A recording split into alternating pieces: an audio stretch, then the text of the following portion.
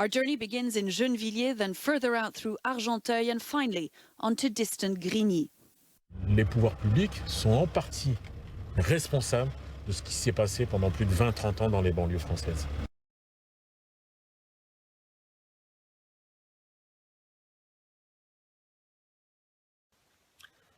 Assalamu alaikum, Azul Falawel, bonjour à toutes et à tous.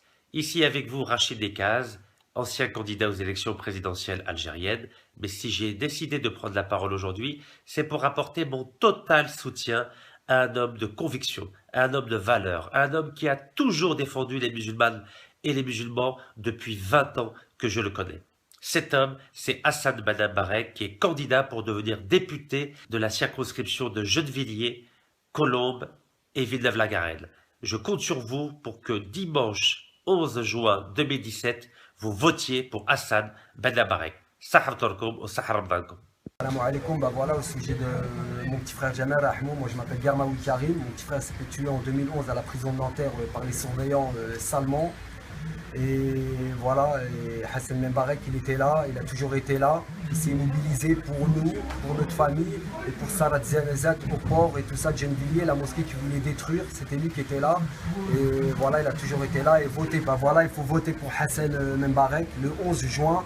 Et parce qu'il n'y a que lui qui est concret et qui fait des trucs pour les mecs de la cité et qui est là pour se battre, il n'a pas peur de personne. Salam alaikum, je m'appelle Smaïn, je suis le trésorier adjoint de la mosquée de Puteaux. Voilà, je voulais par cette vidéo apporter mon soutien à la candidature de M. Hassan El Barak parce que c'est un homme d'action, c'est un homme dévoué sur qui on peut compter.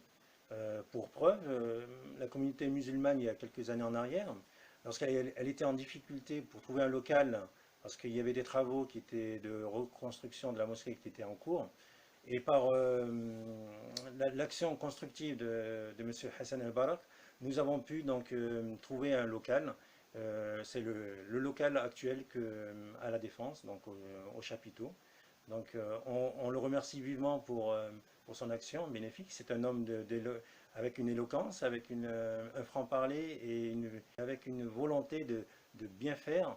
Donc voilà, donc on peut compter sur lui. Et, chers compatriotes de religion musulmane, je vous engage à voter en masse pour sa candidature. Salam alaikum.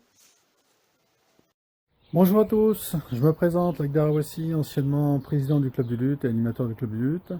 J'apporte mon soutien pour la candidature de Hassan Ben Barek, avec qui j'ai travaillé. J'ai pu aussi constater ses capacités intellectuelles à pouvoir être non seulement un dirigeant, mais aussi une personne à l'écoute. C'est avec lui qu'on a pu avancer sur certains gros projets que le Club de lutte avait lorsque lui était président du Club de lutte, comme la possibilité que les jeunes puissent apprendre, faire de l'aide de devoir, etc. J'espère que vous aussi, vous allez me suivre et le soutenir.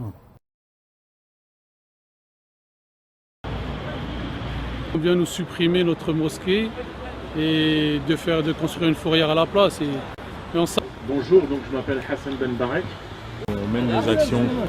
Donc la première étape, c'était d'empêcher la fermeture de cette mosquée qui devait avoir lieu le 7 septembre. Et puis là, on avait donc adressé au pouvoir public une proposition de rachat du terrain.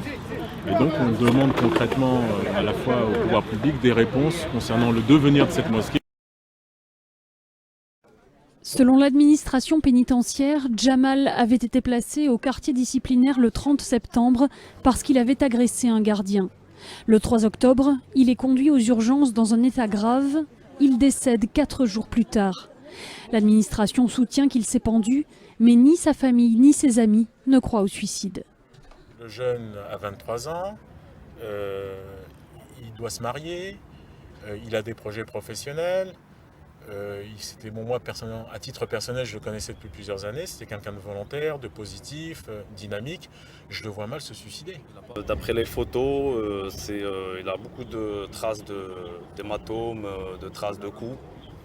Donc voilà, on attend les résultats de l'autopsie et puis on verra.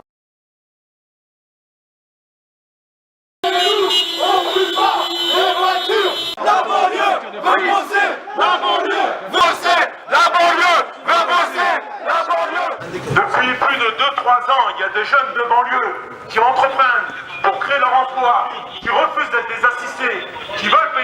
marche et on prend un décret pour fermer leur société de location de véhicules double cabot. Ce n'est pas normal, surtout lorsqu'on entend M. Hollande nous dire constamment qu'il fait énormément pour les banlieues. Là, on a la démonstration que des jeunes de banlieue qui ne demandent rien, simplement d'entreprendre, on leur refuse le droit d'entreprendre. Alors j'appelle M. Hollande, M. Sapin et M. Bast à être cohérents entre leur discours et les politiques en matière d'emploi qu'ils prétendent mener dans les banlieues, qui laissent tranquilles les gens qui entreprennent dans les banlieues. Voilà, c'est ça le mot d'ordre.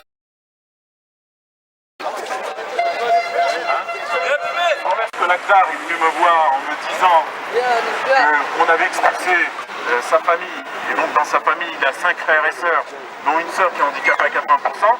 Donc lorsque j'ai demandé les motifs de l'expulsion de cette famille, on m'a dit que c'était pour trouble de voisinage.